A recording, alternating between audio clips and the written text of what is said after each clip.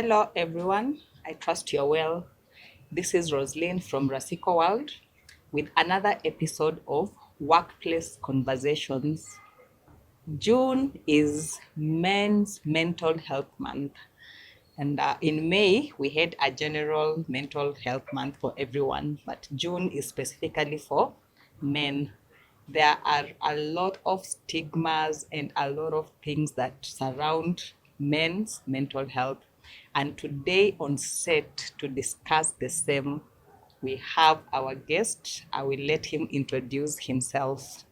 My name is Gilbert Ijuma, a psychologist by profession, and I feel good to have this session to discuss matters mental health on this Mental Health Awareness Month. Thank you.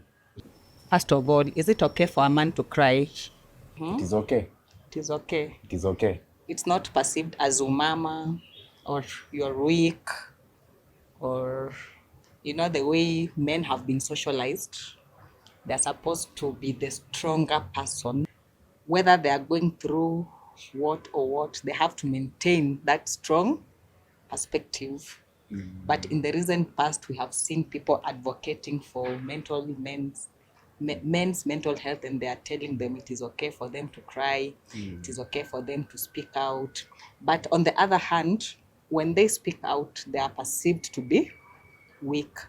Just a week ago, I put a post on my social media pages, and I was asking if it is okay for men to speak out, if it is okay for men to cry, if it is okay for men to reach out.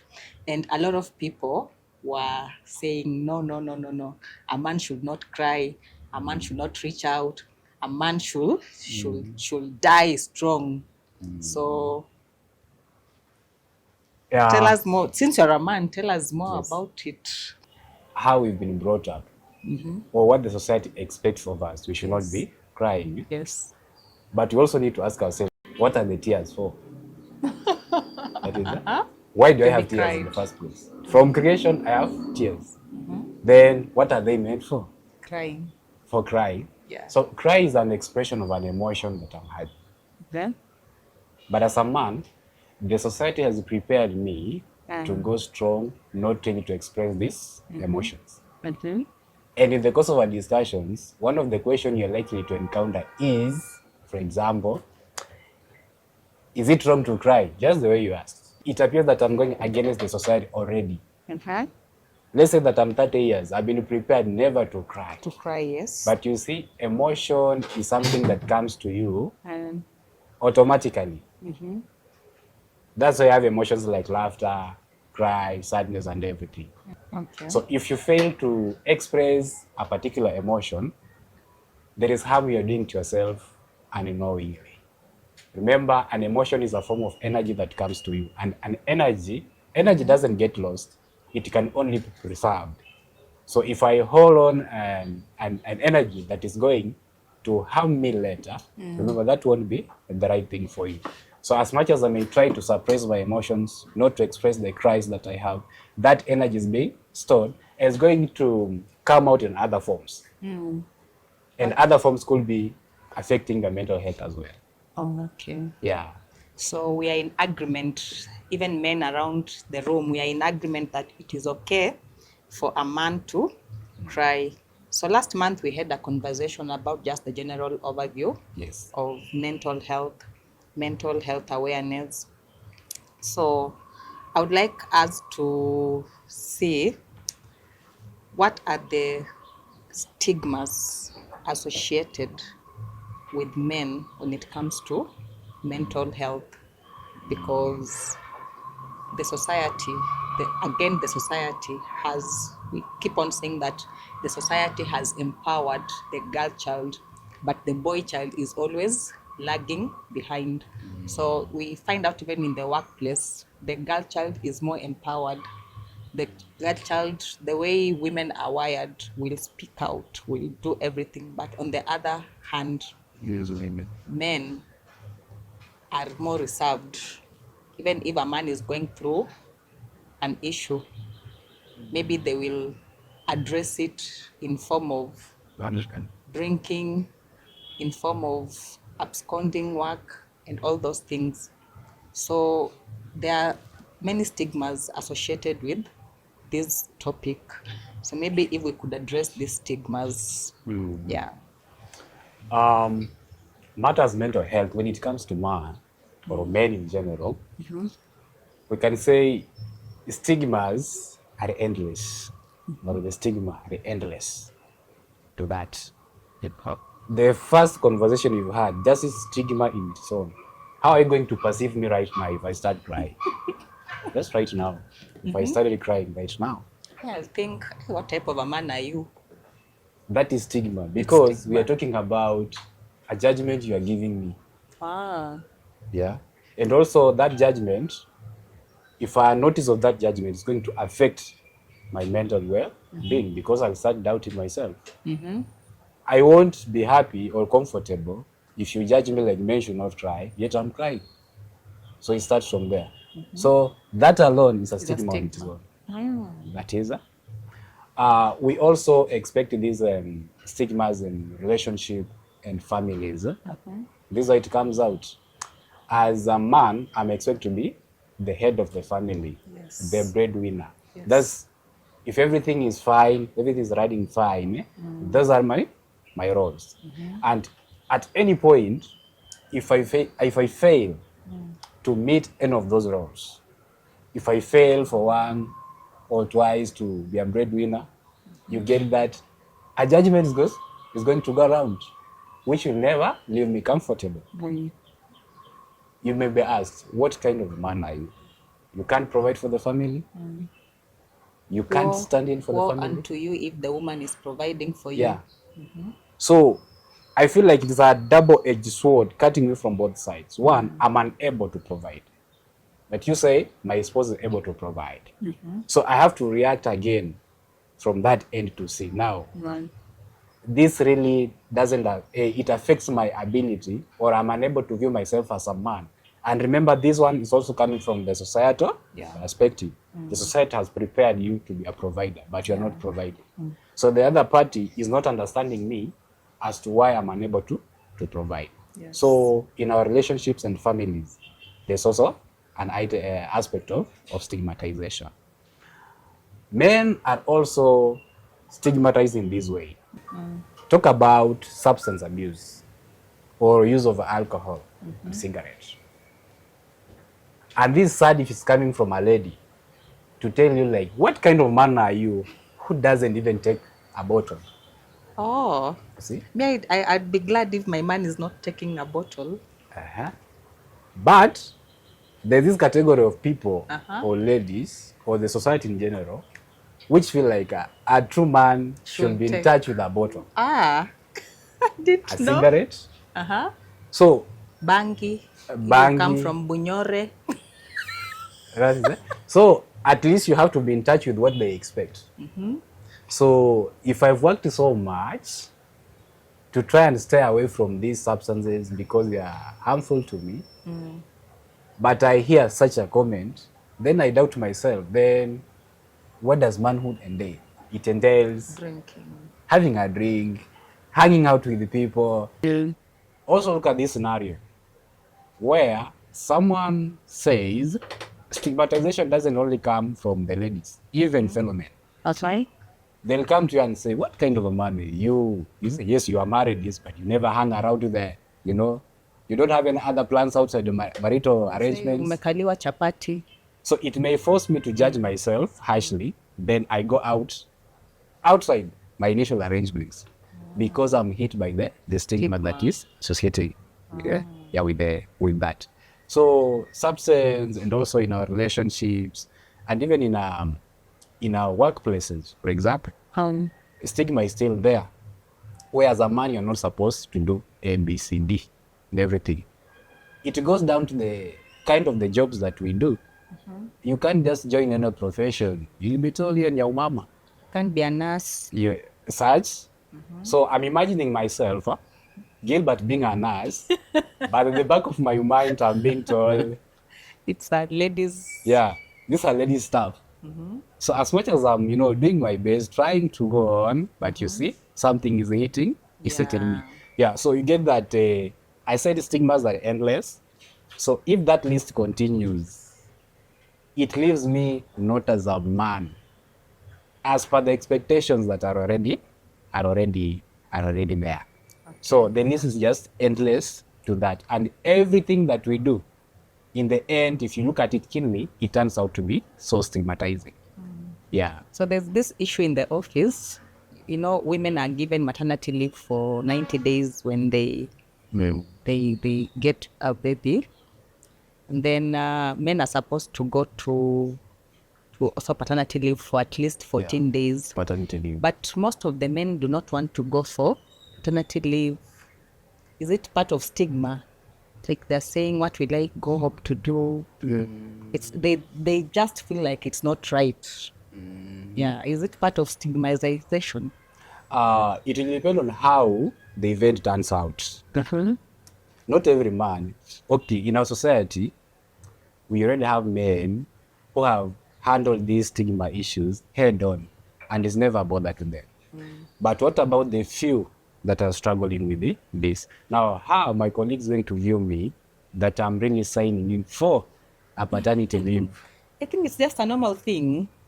You're being given time to go and spend with the newborn. Yes. And also help the lady, your wife. May perceive it that way, but them, they don't want to hear anything about paternity leave. They say, mm-mm.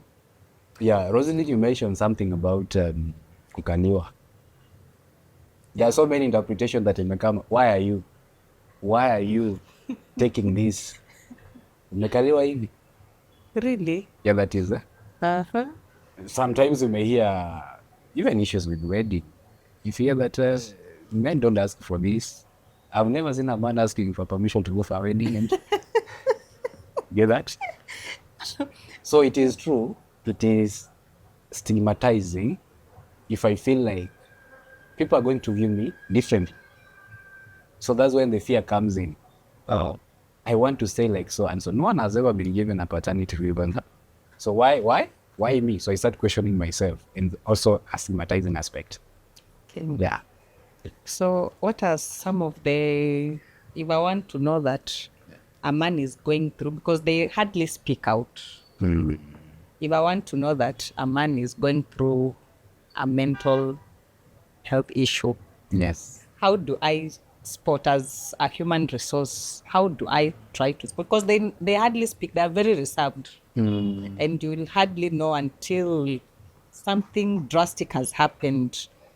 Maybe they're deep into drinking, or maybe they're depressed. Sometimes they're even booked in the mental facilities. But initially, like, how can you spot that, like, my colleague is going through a mental health issue if they're not talking?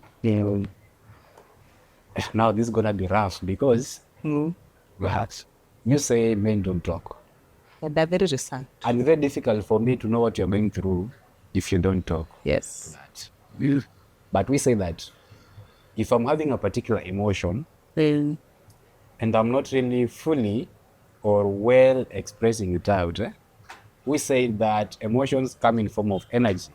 Okay. So that energy is preserved. So if I'm going through a rough time and I'm not doing something about it, remember, finally this energy has to come out. And you're asking for symptoms, or what do I look What should I look out for? to realize that Gilbert is not fine? There are so many. They're also endless. Okay. Number one, we talk about withdrawal. So that becomes a behavioral aspect. Let's say that out there, maybe back home, I'm going through tough times with my spouse, my kids. I tend to project that energy to any person of that gender, even though it's not my spouse. So I start viewing you. I equate you to the person who offended me, who made me feel sad, or who made me feel bad. So get that I have to act behaviorally to withdraw from any conversation or any identity of that gender that is passing me through, is making me to go through a lot. So I tend to withdraw.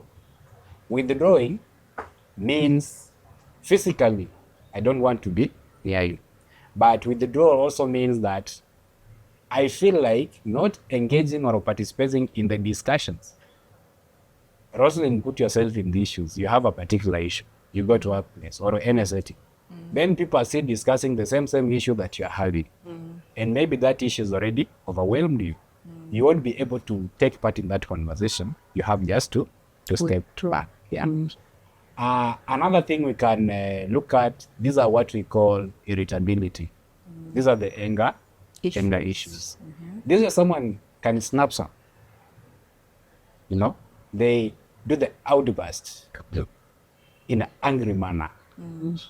It's because I'm having an energy that I haven't expressed. And anything small can trigger that. Remember, the initial purpose was to get rid of that energy. So I've gotten a platform where I can get rid of that energy. Another thing we can look at is lower motivation, for example. Lower motivation meaning that I don't have that energy ready to get engaged in the stuff that I'm doing, to be productive. So yes, I'm present, but I'm unable really to deliver as I should because I'm having that energy to carry on. And it's like we already agreed that a man at no point is going to express himself or say that I'm going through trouble.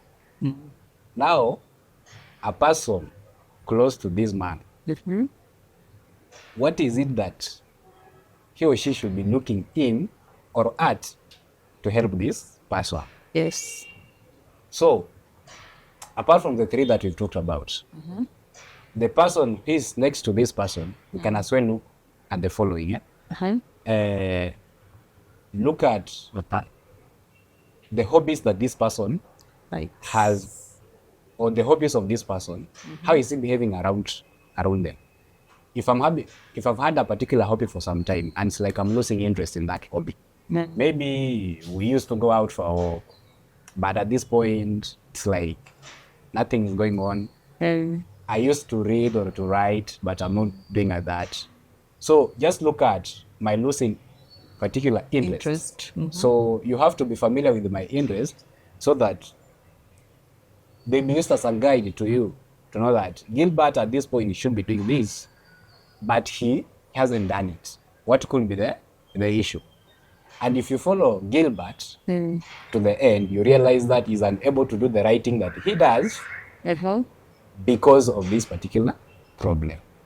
So we can still use our hobbies to guide us towards understanding the problem that someone's going through. If you're living in the same house, you understand my sleep patterns. So you have to be keen. That you are keen because you care about me. So if you care, you should be knowing my sleep patterns. Are they disturbed or are they normal? So if there is any change in these sleep patterns, you should be able, and they should be used as an indicator, and they'll help you to want to know more as to why Gilbert is not having the regular sleep patterns. For the time that we live together, my spouse should be understanding that this is my feeding or eating habits or patterns. So if there is any change in my feeding patterns, it's also an indicator that something could not be okay. So all this interaction with the people. So if I'm used to interacting with people, for example, I hang out with people. But all of a sudden, it's like I'm not interested in the interactions and everything. Yes. Maybe whenever I come home, I have to talk to you. But reaches a point where I come and go straight to the bedroom. Yes. So I don't know where it starts. They say that it's bedroom, then boardroom, but things are not just. So I just check in the house. It's like I'm minding my own businesses. As a man, don't just ignore. I'm suffering. Something's disturbing me. Okay. However small it may be, but something is disturbing. It's disturbing me. So you need to have like what you call a catalog of all what defines me for you to understand me as a man. As a man. Yeah. So if you have that information about me, it is the same information that's going to help you gauge where my wellness is. Yeah, that's it. Wow, I've really learned. Now I'll be more observant of the men around me. So, what are some of the strategies men use to cope with mental issues, especially stress? Coping. I'm imagining, coping, it means that something has already happened. Yeah. And you say, I'm with that thing. It's already disturbing me. I'm not waiting for it to occur. It has already occurred. Now, Gilbert is stressed.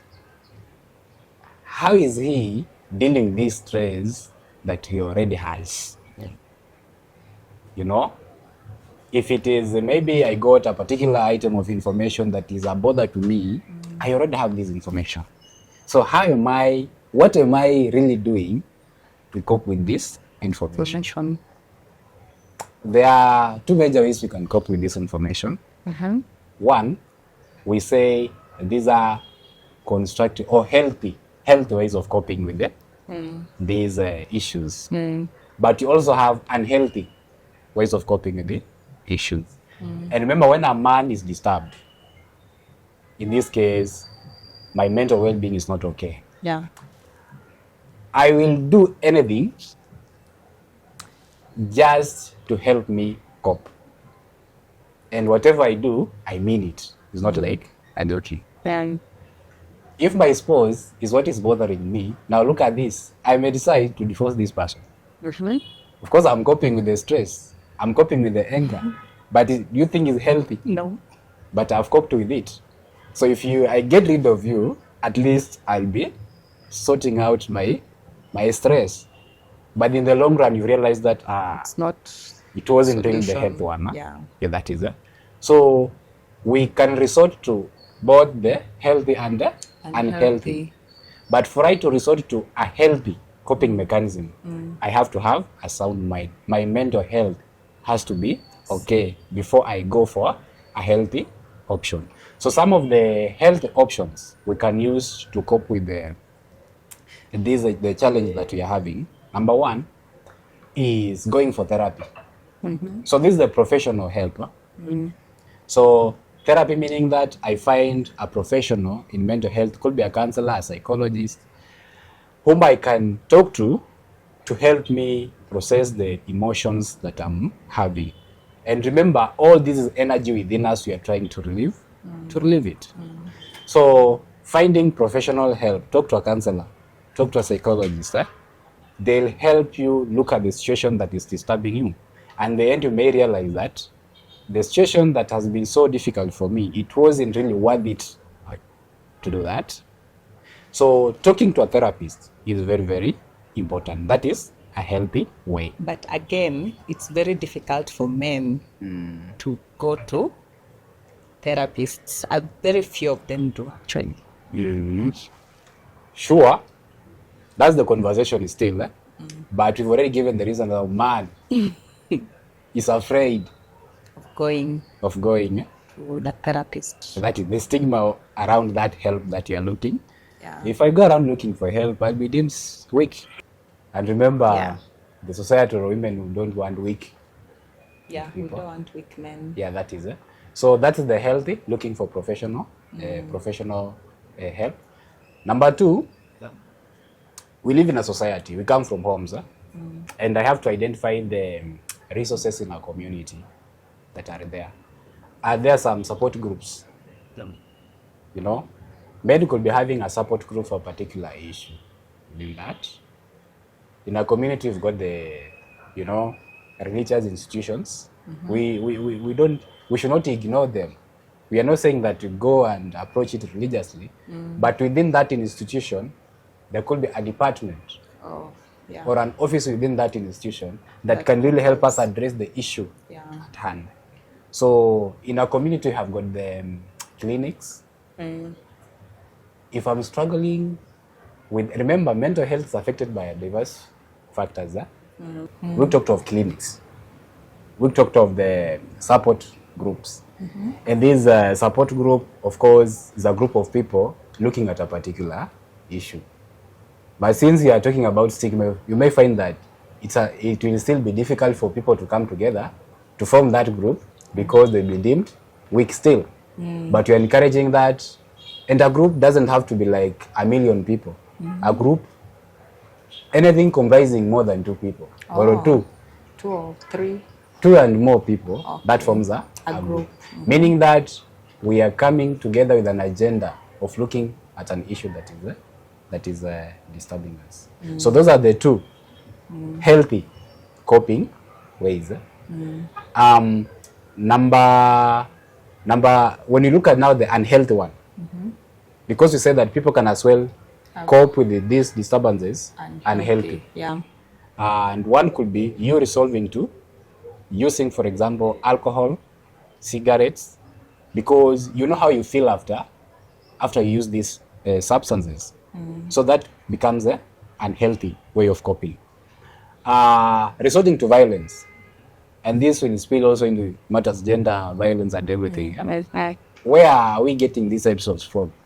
It is because someone is frustrated somewhere, and the only thing I can do it is resort to violence. So when I harm you, that's when I'm satisfied. I feel that the energy that was within me, I've gotten rid of it. Yeah. So resorting to violence is unhealthy. Now this unhealthy, another unhealthy one, keeping quiet. Keeping quiet. So that is very popular. Yeah, keeping quiet. And this is something we may call stonewalling. With the stonewalling, you hurt me. I'm sure you've hurt me, and even you also know that you hurt me. Yes. I may look at the face, but I won't do anything. They tell you it's okay, but I know it's not okay. It is okay. That is so keeping quiet. That energy, we are preserving it. Builds up. It builds up. But at some point, it will come out. Yes. It will come up after a month. I'll do something to you and remind you over the same thing. So I'll date back to your to the thing that you did. So keeping quiet is unhealthy. So it may work in the present moment because maybe I don't want more conflicts. I want peace for myself, for my family. But you see, it is unhealthy.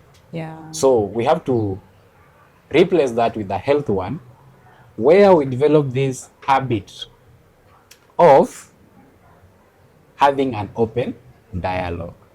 Not instantly like, we are not getting along well right now and you want to fix things right now, but we can give it a little time. Then we have an open dialogue pertaining the problem that we had. So if we embrace that, you get that, we'll be able to have a better forum where we can release this energy through communication. So let's be keen with both the healthy and the unhealthy coping mechanisms. Yeah. So men in the room, I hope you are learning. So Gilbert, there are, as much as men would love to get the necessary help outside there, there are many barriers that are also affecting the men from accessing this help or just coping with their mental issues. So maybe you should outline to us some barriers that are affecting men from getting the help they need. Rose will agree with me that when it comes to money, okay, a man without money or a man without resources, there's a common saying, nguvu kamili za mwanamume ni mfuko. Sina huo mfuko sasa. You get? So for I to have that sense of, maleness in me, nasema mfuko iko sawa. I should be well. So step. Now when it comes to barriers, number one, already my source of livelihood is not enough. You get? So we have to give a priority between, and don't forget I'm still the breadwinner. Yeah.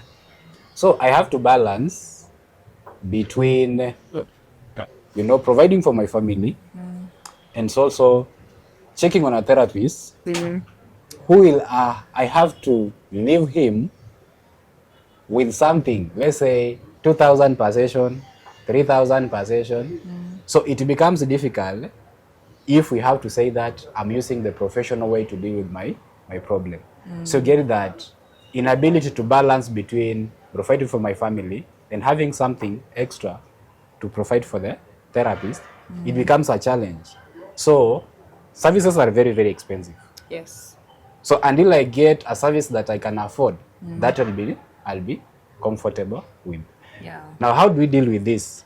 Because you're saying go seek professional help, and professional help means there's a fee attached to that. Yes.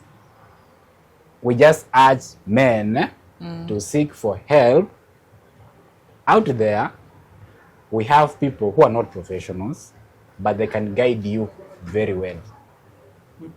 So as you wait, in the end, I could be having an issue that has to be dealt with a professional. Yes. But before I meet that professional, am I in a position to approach so and so to look at this issue? In most cases, they won't ask you for money. They just ask you for their time. Yes. You just need their time, a few minutes, then you sort that out. So barrier number one is my ability to sponsor my therapy sessions or the counseling services. Number two, we've already talked about stigma.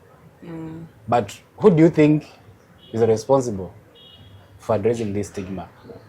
Itaanza na nani? Me. The person. Yeah. So as long as man is going to focus on the society, what the society says, and not saying that rebel against the society, but you're just saying that at the end of the day, you spend your day with the society, but you go to your house alone. You spend your time with the friends, but at the end of the day, you're going to spend your time with your spouse and your children.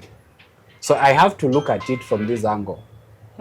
The society has given me this judgment, but what do I need to do? How do I look at that judgment that I've given me? So I can either ignore that judgment, and remember, judgment is affecting my mind. Yeah. So I just have to find information to eradicate that perception that is engulfing or that is fixing my mind. If I feel like the society says or people says that don't do ABCD, but that ABCD they are denying you to do is the same thing that is going to support your sources of livelihood. So because no one is going to come in to help me meet my needs, I have to embrace this thing that people are talking against.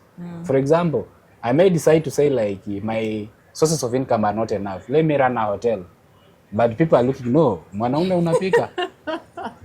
That is it. Remember, I'm cooking to provide for my family. Yes, but people are viewing it as A weakness. a weakness. So until I challenge my mind fully, like what people are saying is not helping me. It's just this hotel that is helping me. Yes. Let me brush them off. Let me place them behind and I focus for it sometimes. So fighting this stigma, it has to start from somewhere. Yeah. So the secret is in starting. Ignore the first time, ignore the second time, and the third time, the people will come to embrace you. So you can as well be the agent of change for whatever they are working against. They normally say, do you, the world will adjust. Yeah. That's how it goes. Yeah. Yeah. So those are some of the barriers. And the biggest barrier we say is lack of information. I was born as a baby boy. I've grown up as a teenager. I'm a youth. You get that the information as far as manhood is concerned, that's which I have is very limited. Get? I'm lay as far as manhood is concerned. I don't know how a man lives in Masai land. I don't know how a man lives in Busia County. Neither do I know about the life of a young man in Garissa. So I'm bound by the traditional information that I have. Information that surrounds my parents, information that surrounds my close friends. So where are we going to get more information if you're just limited within the space that we've grown up with? So it is more about you getting out, getting literature on manhood. We've already been told about who a man is. Yeah. But what if we explore more and understand who a man is as well? That is it. Yes. Yeah. So let's approach manhood from a civilization perspective. Yeah. Trying to understand what makes me a man instead of focusing on the little information that we have. Yeah. Yeah. This idea of saying like a hero is someone who ignores a problem. You see, we are convinced that it is true because of the limited information that we have. Yeah. Some may believe, or they have grown up knowing, that slapping your wife makes you a man. Even some women think so. Yeah. Women also, they ascribe to that understanding. Yeah. But after I read a piece of literature, let's say from Uganda or France or Ghana, I realized that slapping a woman is a weakness. It's even barbaric. That is it. So, people or men getting exposed to much information in books, much information in documentaries, attending events and listening or hearing what men can do, it is going to help us deal with that stigma, which is the elephant in this problem. Okay. Yeah. Wow, that is so well illustrated. So, in the interest of time, Yes.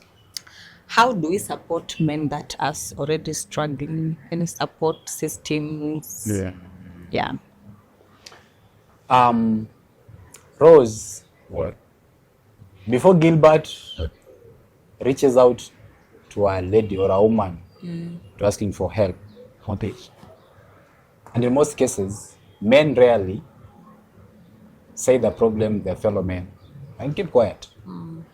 But chances of opening up to a lady friend, they're very high. But after some time, it's not immediate. I have to win your trust. I have to be sure that you're going to help me. Yeah. So we are saying one of the ways of supporting this man, a man only needs to be listened to. Just listen, even if you are not going to provide the immediate help.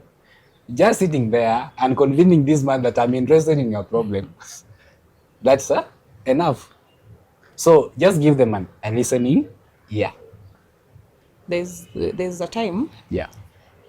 okay, not necessarily even for men, I would try to talk to you like I just want you to listen to me as you've said, but you on the other hand are giving me a relatable story about what I'm telling you, and I'm like, I didn't ask for you to give me a relatable story. For example, I'm saying I'm going through this, and then you're also telling me, oh, I also went through this, and blah blah blah blah, and it just becomes, I lose interest. So we have two kinds of assistance here. Seeking assistance from a professional and seeking assistance from what you could say a lay person. In most cases, a lay person will now have that approach you've talked about. You know, reflecting. That is if I've gone through a trouble and you have a trouble, the quickest way of supporting you, But I don't want you to tell me that you also went through it. I just want you to listen. Yes. Now I can imagine how this will end, because you're going to get annoyed. I came to seek for your assistance, and you turn out the conversation differently. To be yours. Why? Because by the time I was coming, I was hurting, expecting relief. But from the brief discussions we've had, I realized that this help is not forthcoming. It's because I'm not healthy, or I'm not ready to listen. I came to you with a particular expectation. Just you to hit the nail on the head, and for once, and you're done with this problem. So you're saying that for you to go out to seek for help, get prepared. You see, you're not going to meet a person who is also not in trouble. Remember the problems. So the person you're meeting, you don't know what they've been through. Yeah. But you're just looking for that social support that is there. So I advise people like before you start opening up to someone, know the limit of the information that you want to Yeah. cut. Yeah. We can just open a talk or just start a talk, then the rest, you will know if that person is interested in helping you or not. So listening. Okay. Remember, the person talking has also to listen. The person being talked to has also to listen. So it's a two-way Traffic. Yeah, that is yeah. So listening becomes a priority when it comes to supporting the men. Another way of supporting men, men should know their inabilities, what we call their abilities. The abilities as a man, I should know, okay, this is what is expected of me. Even minus the expectation of the society. You as a person. You as a person, I know that, one, I have a family. I need to do ABCD to support my family. But challenges are there. You may be fine one day, step one time, but tomorrow things may go otherwise. We are saying that from that point, I need to start now asking myself, now because I'm having difficulties in supporting my family, what do I need to do? That question will prompt you to do an activity or to come up with a plan on how you're going to address the issues that we are having. So I urge men in this manner, try to look at yourself or do a self-assessment to identify the areas of weaknesses, the areas of shortages, and find a way of, doing something about them. Yes. Wow. So I think the one that I've picked that is most important, I guess, is just listening, just offer listening ear. So as we finish up, this is workplace conversations, and the man at the workplace, what do you think should be the role of the employer in ensuring that men at the workplace, their mental health is, because we've said they rarely open up, they're reserved. So the employer's role in the men's mental health and wellness. The employer. Yes. Remember, the employer, I just don't look at the employer as inanimate. Like, an employee is human as well. That's why at the end of the day, they go to their homes, to their families, they come. They also have got the issues. But an employer has a role to play. One, employer understands that my staff are human and be having challenges in life. So the employer needs to put these services in place, be they the counseling services and any other programs that can bring people together to share on the issues that are common among men. Some of the issues that are common, for example, relationship issues back home. Then employer should look at it from this angle. What do we do so that people who are going through those difficult times, they have an opportunity to address the issues that we're having?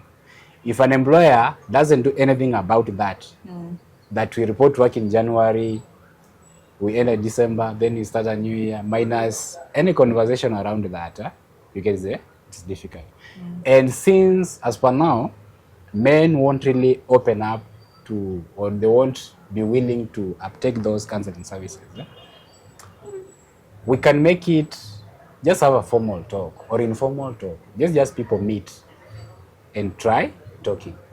In a group of 10, at least we shall have 3 people who are willing to talk about the issues. The rest will listen. It's not a one-day event, but they now start understanding or appreciating the benefit of such talks. So we say that the employer should have some programs in place where people can be given a platform to talk on particular issues. Yes. Wow.